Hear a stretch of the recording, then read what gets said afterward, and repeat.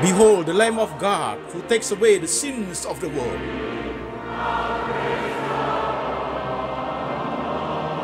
Jesus said, I am the way, the truth, and the life.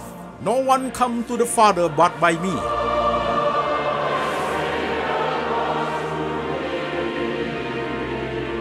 For God so loved this world, so he gave his one and the only Son. Whoever believes in him shall not perish, but have eternal life. Shalom jemaat sekalian, saya Pendeta Antoni Chang. Salam kepada jemaat yang ada di Indonesia dan jemaat yang ada di luar negeri. Hari ini kita online Sunday Service lewat lembaga Antoni Chang Ministry Internasional. Tema kita hari ini adalah apakah engkau mengasihi aku? Part 2, bagian kedua.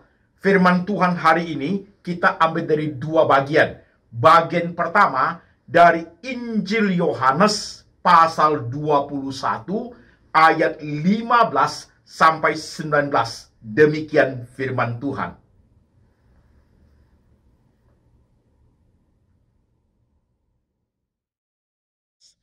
Sesudah sarapan, Yesus berkata kepada Simon Petrus, Simon, anak Yohanes, apakah engkau mengasihi aku lebih daripada mereka ini? Jawab Petrus kepadanya, benar Tuhan, engkau tahu bahwa aku mengasihi engkau. Kata Yesus kepadanya, gembalakanlah domba-dombaku. Kata Yesus pula kepadanya untuk kedua kalinya, Simon, anak Yohanes, apakah engkau mengasihi aku? Jawab Petrus kepadanya, benar Tuhan, engkau tahu bahwa aku mengasihi engkau. Kata Yesus kepadanya, gembalakanlah domba-dombaku. Kata Yesus kepadanya untuk ketiga kalinya, Simon, anak Yohanes, apakah engkau mengasihi aku? Maka sedih hati Petrus karena Yesus berkata untuk ketiga kalinya, apakah engkau mengasihi aku? Dan ia berkata kepadanya, Tuhan, engkau tahu segala sesuatu. Engkau tahu bahwa aku mengasihi engkau. Kata Yesus kepadanya, gembalakanlah domba-dombaku. Aku berkata kepadamu, sesungguhnya ketika engkau masih muda, engkau mengikat pinggangmu sendiri dan engkau berjalan kemana saja kau kehendaki. Tetapi jika engkau sudah menjadi tua, engkau akan mengulurkan tanganmu dan orang lain akan mengikat engkau dan membawa engkau ke tempat yang tidak kau kehendaki. Dan hal ini dikatakannya untuk menyatakan bagaimana Petrus akan mati dan memuliakan Allah. Sesudah mengatakan demikian, ia berkata kepada Petrus, ikutlah aku. Amin. Firman Tuhan bagian kedua kita ambil dari Injil Matius pasal 22 ayat 34 sampai 40. Demikian firman Tuhan.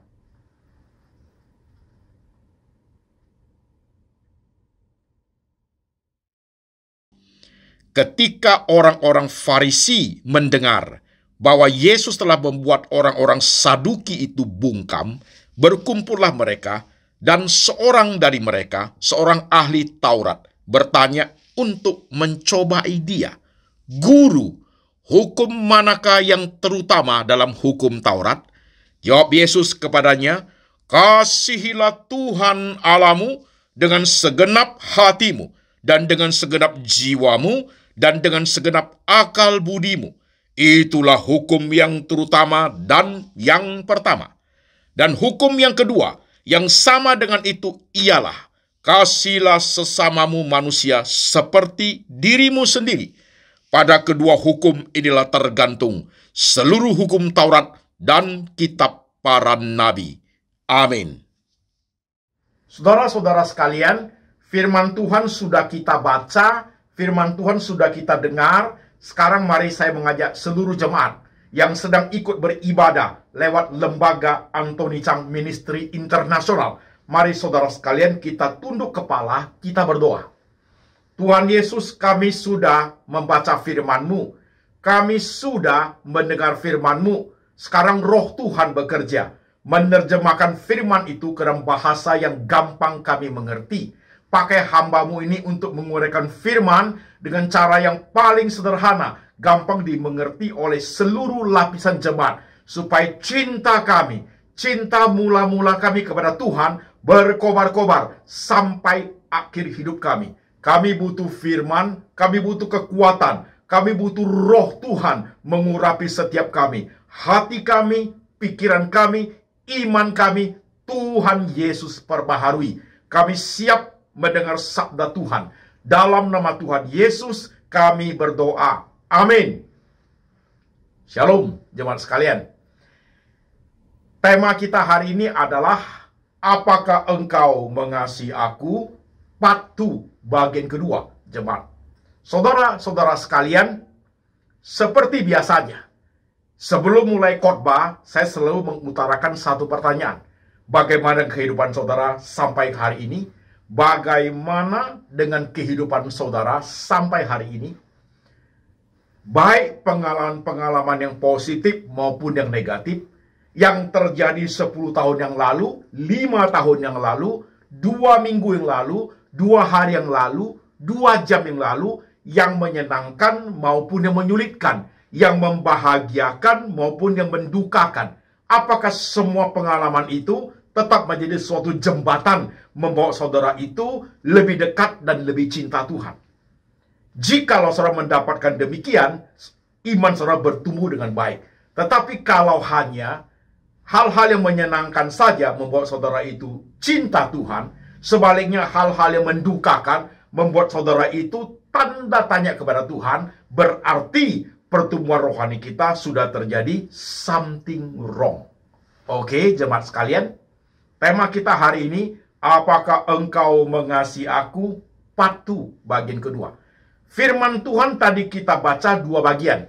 Bagian pertama dari Injil Yohanes pasal 21 ayat 15 sampai 19 itu kita sudah bahas di part 1 yang temanya sama. Apakah engkau mengasihi aku? Saya sengaja baca kembali ayatnya supaya saudara mengingat part 1 dan saya nanti akan coba gabungkan supaya saudara melihat kesinambungan daripada part 1, part 2, part 3 dan seterusnya jemaat sekalian. Oke? Saudara-saudara sekalian, buka wawasan dulu jemaat. Kita buka wawasan dulu. God is love. Benar nggak? Allah adalah kasih. Benar ya? Tapi kalau dibalik, apakah kasih itu selalu Allah? Kita buat ilustrasinya. Kuda itu adalah binatang. Benar nggak? Benar ya? Tapi apakah binatang itu selalu kuda? Tidak. Binatang itu bisa juga ayam, bisa juga tikus, kan begitu saudaraku, bisa juga monyet. Saudara-saudara sekalian, hati-hati. God is love, benar. Love tidak selalu God. Ini yang sering dicampur adukan orang. Allah adalah kasih, kasih adalah Allah, mari kita saling mengasihi. Timbullah penyesatan. Ingat saudaraku ya. Dan sekarang lanjut. Pengembangan wawasan dulu, jemaat sekalian. Ada kesulitan nggak jemaat pada saat kita mengasihi Tuhan? Ada kesulitan? Saya buat ilustrasi. Seorang anak sekolah minggu ditanya, sayang mama atau sayang Tuhan Yesus? Jangan diajar dulu anaknya. Kalau sudah diajar pasti dia jawabnya sayang Tuhan Yesus. Jangan diajar dulu. Mamanya duduk di samping dia. Tanyain tuh anak sekolah minggu itu. Sayang mama atau sayang Tuhan Yesus? Secara instinktif, naluri. Ya. Secara bahasa real life dia. Masih kecil begitu saudaraku. Dia akan lihat mamanya, dia akan pegang mamanya, dia akan ngomong, sayang mama. Kan gitu.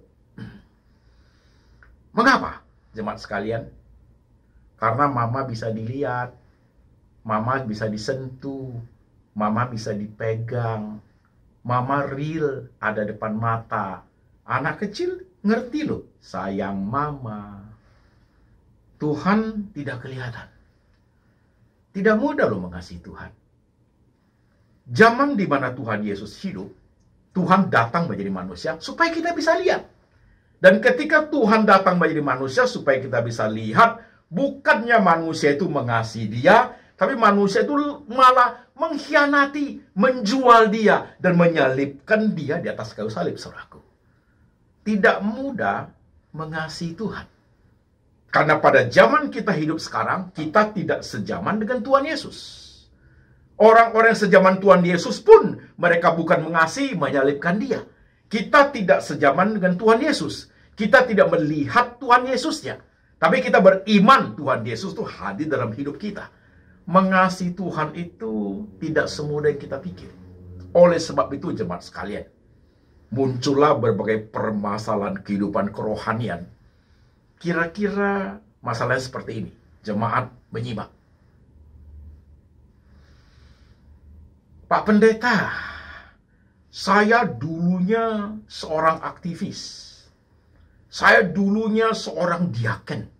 Saya dulunya seorang majelis gereja. Saya dulunya seorang pengusaha, seorang aktif di gereja. Saya seorang donatur gereja. Saya aktif ikut belajar tentang Alkitab. Menggebu-gebu saya, Pak Pendeta. Dulunya seperti itu. Tapi sekarang, dengan keadaan yang saya hadapi zaman sekarang, Pak Pendeta, saya cukup membingungkan keadaan kerohanian saya. Mengapa kasih saya kepada Tuhan itu, saya terasa sekali. Makin lama makin kendor, makin lama makin pudar. Kenapa seperti ini, Pak Pendeta? Kenapa? Kenapa saya seolah-olah tanpa sengaja atau disengaja, saya kehilangan kasih mula-mula itu.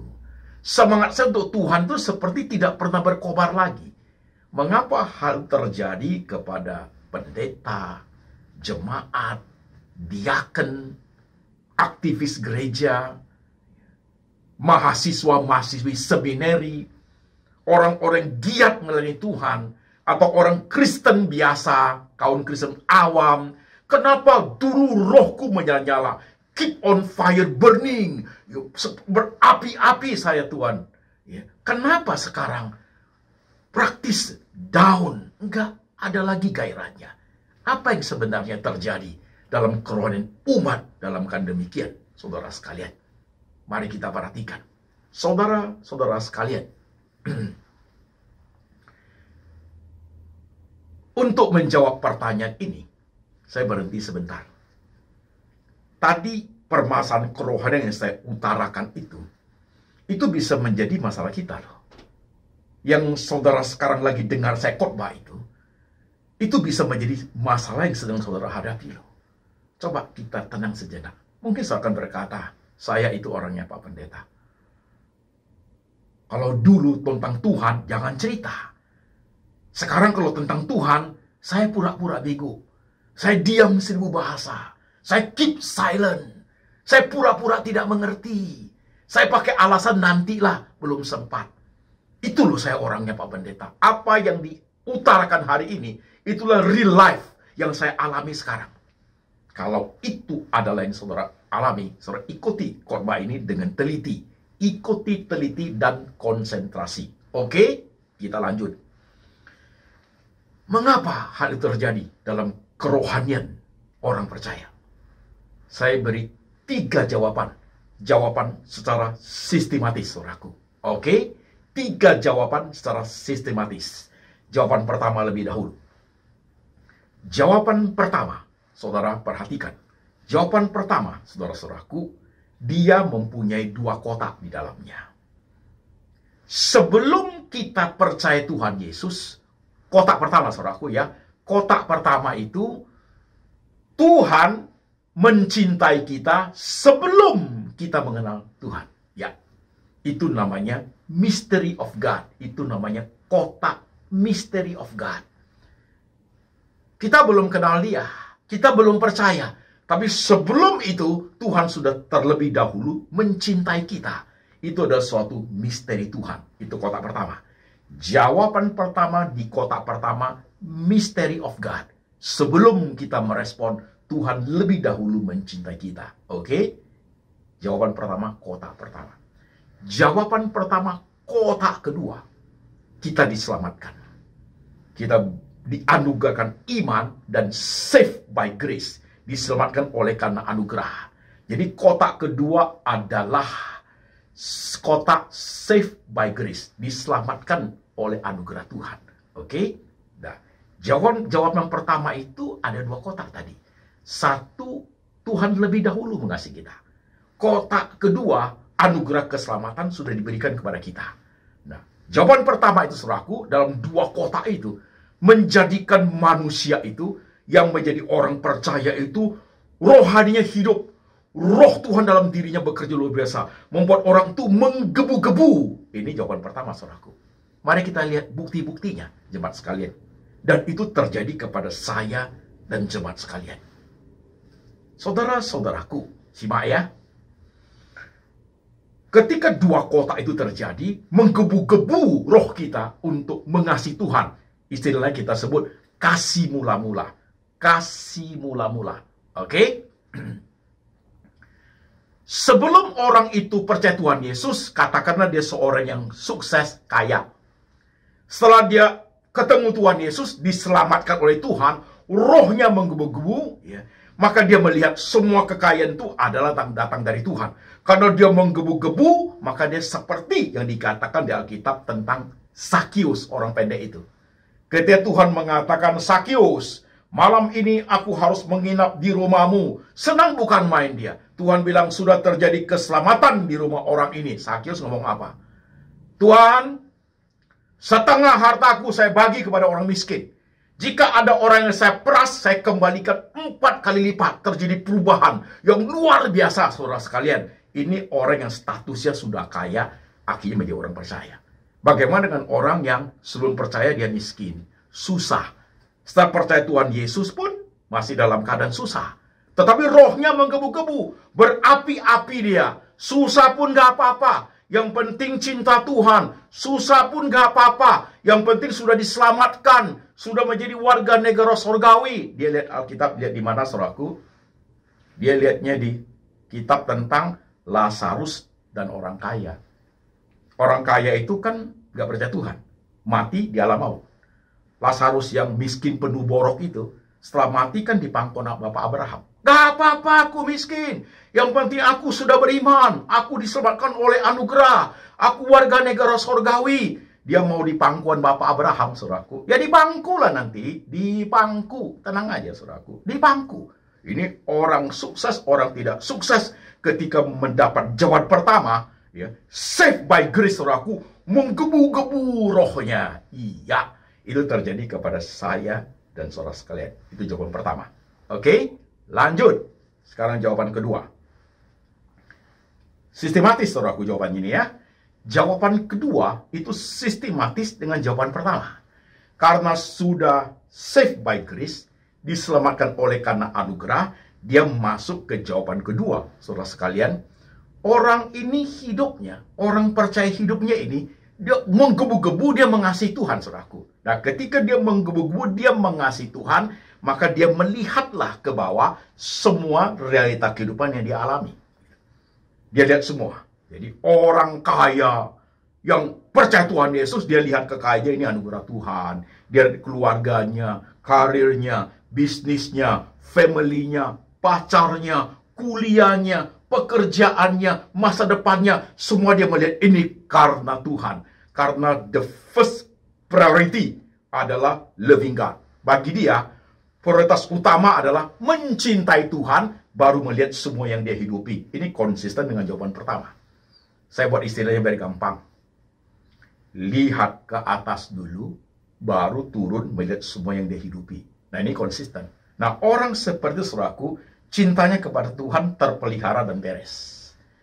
Karena ketika dia mencintai Tuhan menjadi prioritas utama, ketika dia melihat ke bawah, familyku, rumah tanggaku, anakku, cucuku, pekerjaanku, karirku, bisnisku, sekolahku, kuliahku, pacarku, dia melihat semua dalam bentuk bahwa dia mengasihi Tuhan. Nah, kalau something happen dengan apa yang dia alami, Tuhan, terjadi ini kepada keluargaku, Tuhan, karirku macet, aku di PHK, Tuhan, kesehatanku terganggu, karena kasihnya menjadi prioritas, saudaraku, dia bisa melihat semua yang terjadi itu konsisten. Sekalipun something wrong dalam hidup dia, sekalipun keluarganya ada yang susah, sekalipun ada halangan sendiri alami, tapi kasih dia itu, saudaraku, membuat dia itu memahami semua dengan cara Tuhan melihat. Orang ini rohanya beres. Kasih tetap konsisten. Kasih mulamanya konsisten. Orangnya jalan rohani baik diberkati maupun tidak diberkati. Diberkati banyak maupun sedikit. Penuh dengan kesusahan maupun penuh dengan kesusahan hidupnya. Cintanya tidak pernah pudar. Orang ini konsisten. Ini jawaban kedua. Dan ini bisa terjadi kepada siapapun, jemaat sekalian. Bisa. Udah simak, saudaraku. Jawaban 1 udah. Jawaban 2 sudah, saudaraku. Nah, sekarang jawaban ketiga. Hati-hati dengan jawaban ketiga, jemaat sekalian. Tadi jawaban kedua, mencintai Tuhan, baru melihat semua apa yang kita hidupi. Lihat ke atas dulu, baru melihat ke bawah. Itu jawaban kedua. Nah, jangan terbalik. Kalau terbalik itu ada di jawaban ketiga. Jawaban ketiga adalah bukan melihat Tuhan dulu, tapi melihat apa yang dia miliki dulu. Pacarnya, istrinya, suaminya, bisnisnya, hartanya, pekerjaannya, karirnya, dia melihat semua dulu, baru dia melihat ke Tuhan. Nah, ini sudah something wrong dalam kehidupan kerohanian orang ini. Ya. Cinta mula-mulanya sudah pasti hilang, karena sudah sangat terkondisi. Kasih Tuhan bukan menjadi the first priority lagi. Firman Tuhan yang kita baca tadi itu. Kasihlah Tuhan Allahmu dengan segenap jiwamu, dengan segenap akal budimu, dengan segenap jiwamu, dan dengan segenap hatimu. Triple portion. Dengan segenap hati, segenap jiwa, dan segenap akal budi. Triple portion. First love itu harus mendapat the first priority. Tapi di jawaban ketiga, sudah enggak. Terbalik. Terkondisi. Gimana family saya? Kalau keadaan begini, bagaimana saya bisa cinta Tuhan? Harta saya sudah habis. Gimana bisa sayang Tuhan? Sudah karena gini, mau sayang Tuhan kayak apa? Ini ada jawaban nomor 3, saudaraku. Sudah terkondisi dia. Jadi, orang seperti itu tidak bisa akan lebih mencintai Tuhan lagi. Bukan lebih, malah stuck, berhenti. Bukan stuck saja, malah mundur. Tambah lama, tambah mundur kasihnya kepada Tuhan. Ada sesuatu yang sudah menghalang dia. Saya kasih contoh. Dulu nggak punya apa-apa, menggebu-gebu. Mati untuk Tuhan juga mau, saudaraku. Tapi kalau sudah punya keluarga, sudah punya ini, punya itu, udah ada something yang sudah menjadi first priority, cinta Tuhannya pudar. Mahasiswa sekolah teologi, belum punya apa-apa itu, miskin itu sekolah teologi, saudaraku. Susah. Wah, mati untuk Tuhan mau. Pergi kemana? Penghijraan ke tempat berbahaya. Pergi, saudaraku. Tapi kalau sampai dia sudah punya pacar di sekolah seminari, udah lain cara pandangnya. Udah lain. Pergi ke penghijraan daerah susah. Nantilah, belum waktunya Tuhan. Itu ngomongnya, saudaraku. Dan saudara sekalian, ketika melihat apa yang kita miliki dulu, baru melihat Tuhan, itu sudah terkondisi. Tadi itu ada something yang sudah menghalangi. Karena Tuhan bukan first priority lagi. Yang kedua, saudaraku, menjadikan apa yang kita miliki menjadi sesuatu syarat untuk mencintai Tuhan. Kalau kamu kasih saya uang, aku akan mencintai engkau. Kalau ada uang, kalau dikasih uang, aku sayang. Kalau ada ini, aku sayang kamu, Tuhan. Terkondisi, diberkati, sukses segala macam. Kayak yang dulu itu. Kalau tidak diberkati, awas lu Tuhan. Itu ngancam malah lu, saudaraku. Ya kan? Persembahan saya kasih, kalau dibalas Tuhan, awas ya Tuhan. Itu ngancam, saudaraku. Jadi orang yang ada di jawaban ketiga, saudara sekalian, itulah orang-orang yang sudah terbalik. Kasih mula-mulanya sudah hilang. Menjadikan semua bagian hidup menjadi syarat harus terpenuhi, baru dia bisa mencintai Tuhan. Orang demikian sampai mati pun tidak pernah akan bisa mencintai Tuhan konsisten lagi. Karena bukan Tuhan yang first priority. Saudara menyimak ini gak, saudaraku? Ini yang terjadi dalam hidup kita loh. Di dalam kerohanian umat percaya itu, tanpa kita sadari secara halus sekali, itu terjadi pergeseran, saudaraku. Maka saya tadi ngomong, sebelum ada apa-apa kita, saudaraku, kita untuk Tuhan tuh menggebu-gebu. Tapi kalau sudah ada gereja besar, sudah terkenal, sudah di bisnismen besar, sudah banyak harta, sudah ini, sudah ini, sudah itu. Tuhan tergeser, saudaraku. Tuhan tergeser. Tuhan tergeser. Hal itu terjadi ketika Tuhan menguji Bapak Abraham. Karena dia sudah punya anak ini. Anak yang paling hebat. Satu-satunya. The only son. Ini mau geser nih, Tuhan uji dia. Ternyata Abraham mencintai Tuhan adalah the first priority. Konsisten dia. Luar biasa. Maka disebut Bapak orang beriman. Nah, jemaat sekalian perlu perhatikan poin ini. Jawaban 1, jawaban 2, jawaban 3. Jawaban 1 itu kita alami semua loh. Kasih mula-mula itu ada di situ. Jawaban 2, konsisten nggak kita itu? Ya. Melihat kasih Tuhan jadi paling utama, baru lihat semua hidupmu itu. Atau engkau terbalik. Melihat semua hidupmu itu, baru lihat Tuhan. Kok begini, berkokok terus kita. Jemaat sekalian. Saudara ada di posisi mana? Sorry to say, khotbah hari menjadi suatu cermin, suatu perjalanan kerohanian kita loh jemaat. Iya, di tengah kesulitan yang kita alami zaman sekarang, saudaraku, rohani bisa sampai seperti itu jatuhnya. Numpang tanya sebentar, kalau saya sudah khotbah seperti ini, kalau Tuhan mengatakan, apakah engkau mengasihi aku? Bahkan ayat yang kita baca, kasihlah dengan segenap hatimu, segenap jiwamu, segenap akal budimu. 3, triple portion. 3 itu penting ya, ingat nggak? 3 itu penting. Triple portion. Apa kita sanggup melakukannya? Tuhan, aku lagi susah melayani gereja, nantilah. Tuhan, dulu aku donatur gereja, sekarang udah nantilah Tuhan. Tuhan, aku dulu aktivis, ya nantilah Tuhan. Cintamu kepada Tuhan itu sangat terkondisi sudah. Karena sudah terbalik cara memahaminya. Hati-hati jemaat, bahaya loh rohani begitu. Lambat laun. Secara perlahan tapi pasti rohani saudara itu keluar dari tracknya Tuhan. Karena saudara terlampau mencintai apa yang saudara miliki. Akan lebih bagus kita tidak punya apa-apa. Bisa lebih sungguh kepada Tuhan. Pada saat manusia itu sudah punya apa-apa, saudaraku. Apa-apanya kalau dipakai menjadi priority, maka sulitlah dia mencintai Tuhan dengan sungguh-sungguh. Di sini dibutuhkan suatu kepekaan rohani, suatu konsistensi untuk mempraktekkan kasih. Menjadikan Tuhan itu sebagai the first priority. Hukum utama. Hukum utama dan hukum yang terutama adalah love you God. Kasihlah Tuhanmu segenap hati, segenap jiwa, segenap akal budi. Itu yang utama, saudaraku. Yang lain secondary. Secondary, saudaraku. Yang utama itu. Nanti baru melihat semuanya sudah tidak menjadi masalah. Hidup ini akan menjadi masalah besar adalah ketika kita melihat dulu semua yang kita hidupi, semua yang kita alami, semua yang kita miliki, baru melihat Tuhan. Itu big problem muncul dalam kehidupan orang percaya. Teliti, see your life dalam hal ini, saudaraku. Apa yang saya khotbahkan hari ini, real, itulah fakta kehidupan orang percaya. Oke, coba jemaat menyimak sebentar. Kalau saya boleh tanya, engkau sekarang posisinya ada di jawaban yang keberapa? Jawaban pertama, kau lagi menggebu-gebu? Atau engkau ada di jawaban kedua, konsisten? Tuhan menjadi nomor 1 melihat semua yang kamu hidupi, hatimu dekat sekali. Atau engkau ada di jawaban ketiga, aku sudah enggak. Kamu enggak lainin, ya gitulah Pak. Kalimatnya kalimat sudah pasrah. Ya begitulah Pak. Belum sempat, nantilah Pak. Kau ada di jawaban keberapa kehidupan kerohanianmu, jemaat sekalian?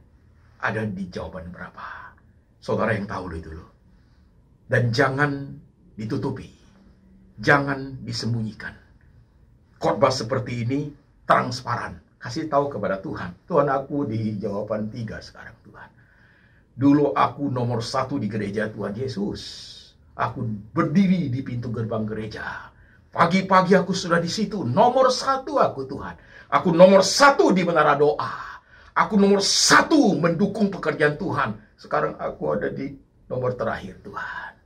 Bahkan hampir seperti aku tidak ingat lagi akan pekerjaan Tuhan. Itukah engkau orangnya? Apakah engkau mengasihi aku? Kau jawabannya apa, saudaraku? Seperti Yesus bertanya kepada Simon Petrus itu, Simon anak Yohanes, apakah engkau mengasihi aku? 3 kali pertanyaan. Urgent, krusial. Gembalakanlah domba-dombaku. Jangan main-main. Suatu hal yang sangat serius. Sampai 3 kali Tuhan menyebutnya. Apakah engkau mengasihi aku? Apakah engkau mengasihi aku? Apakah engkau mengasihi aku? Jikalau hari ini pertanyaan ini tiba kepada jemaat, dengan sesuai dengan khotbah hari, 3 pertanyaan yang 3 jawaban yang saya utarakan itu, saudara ada di jawaban keberapa?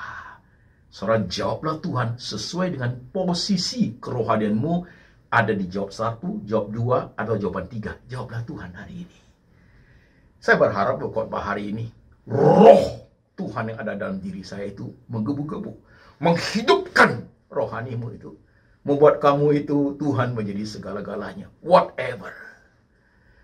Saya tidak berani sombong rohani, tapi saya mempraktekkan hidup untuk melihat Tuhan menjadi nomor 1. Dan memang tidak mudah, saudara sekalian. Keluh kesah, tantangan, kesulitan, tapi tetap melihat Tuhan menjadi nomor 1. Bukan jalan yang mudah untuk Tuhan itu, saudara sekalian. Salib yang dipikul bukan jalan mudah, tapi selalu ada penyertaan sempurna. Tuhan tidak pernah menjanjikan langit selalu cerah. Kadang-kadang ada awan, kadang-kadang ada hujan gerimis, kadang-kadang ada petir guntur.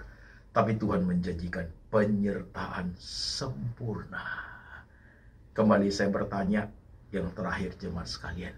Ketika Tuhan bertanya kepada engkau, apakah engkau mengasihi aku? Kau jawabnya apa? Engkau, kerohanianmu hari ini, posisinya ada di jawaban kotak pertama, jawaban kotak kedua, atau jawaban kotak ketiga yang saya khotbahkan hari ini. Silakan menyimak dan dengarkan khotbah ini beberapa kali. Dengar pelan-pelan, menyimak. Kau akan melihat dirimu seperti melihat cermin. Kau akan seperti melihat cermin, merefleksikan seluruh kerohanianmu di hadapan Tuhan. Semoga firman ini mendukung engkau, membawa engkau menggebu-gebu untuk Tuhan. Keep the fire burning untuk Tuhan. Baik masih muda, sangat muda sekali, sudah sebaya, sudah usia 50-an, 60-an, ataupun sudah tua, tak pernah pudar roh yang menggebu-gebu itu untuk kemuliaan nama Tuhan. Mari jemaat kita tunduk kepala. Doa sebentar. 1-2 menit jemaat untuk engkau menyimak, untuk engkau berani jujur sama Tuhan. Posisi rohanimu sekarang ada di jawaban 1, jawaban 2, atau jawaban 3 yang tertera di khotbah hari ini. Jujurlah kepada Tuhan supaya engkau dipulihkan di tengah dunia yang bergelora ini. Lihat dirimu, jangan karena pacar, mama, papa, bisnis, harta, karir, kesehatan, semua yang kau miliki itu menjadi suatu syarat untuk engkau mencintai Tuhan. Jangan pernah, jangan pernah semua yang kamu miliki menjadi halangan untuk engkau mengasihi Tuhan. Jangan pernah. Maka jadikanlah Tuhan menjadi first priority. Jadikanlah Tuhan menjadi yang paling utama. Maka semua yang kamu miliki tidak akan terhalang. Tuhan tidak akan menghalangi engkau untuk mengasihi, mencintai, bahkan memiliki apa yang engkau berhak memiliki. Kau doa kepada Tuhan. Pada saat engkau tertunduk, Tuhan sedang melihat hatimu. Tuhan sedang melihat apa yang kau lakukan. Tuhan sedang memperhatikan kondisi kerohanianmu sampai saat ini. Tuhan Yesus, ampuni setiap kami, jikalau dalam hidup ini Tuhan, kasih mula-mula keselamatan kau anugerah kami, menghidupkan roh kami Tuhan. Di tengah perjalanan rohani akhirnya pudar. Kami lebih mementingkan dunia. Kami lebih memperhatikan apa yang kami miliki. Kami lebih menjaga apa yang kami miliki. Ampuni kami Tuhan. Kami kehilangan dimensi God. Kami kehilangan untuk menjadikan Engkau prioritas. Ampuni kami Tuhan. Tuhan, bawa kami ke arah yang Engkau mau. Bawa kami kepada sesuai dengan kehendak-Mu Tuhan. Supaya hati kami, akal budi kami, jiwa kami sungguh mengasihi Engkau. Berkati jemaat Tuhan Yesus di kota manapun mereka sedang tundukkan kepala pada hari ini. Roh Tuhan bekerja dalam hati mereka, memberikan teguran yang keras, memberikan suatu kekuatan, keberanian, bayar harga yang tinggi dalam hidup rohani mereka. Letakkan tangan-Mu di pikiran mereka Tuhan. Letakkan tangan-Mu di hati mereka ya Tuhan Yesus. Meteraikan firman hari ini. Menjadi kekuatan bagi mereka. Untuk rohani mereka bangkit, hidup, bersinar untuk Tuhan. Kasih dari Bapa dari surga turun atas jemaat. Tuhan Yesus adalah gembala yang baik. Memelihara setiap domba-dombanya. Dan roh Tuhan ada pada setiap kami orang percaya. Mengajar kami tentang kebenaran hidup berkobar-kobar untuk Tuhan. Sampai selama-lamanya. Sampai Tuhan Yesus datang kembali. Menjemput setiap kami orang percaya. Dalam nama Tuhan Yesus kami berdoa. Amin.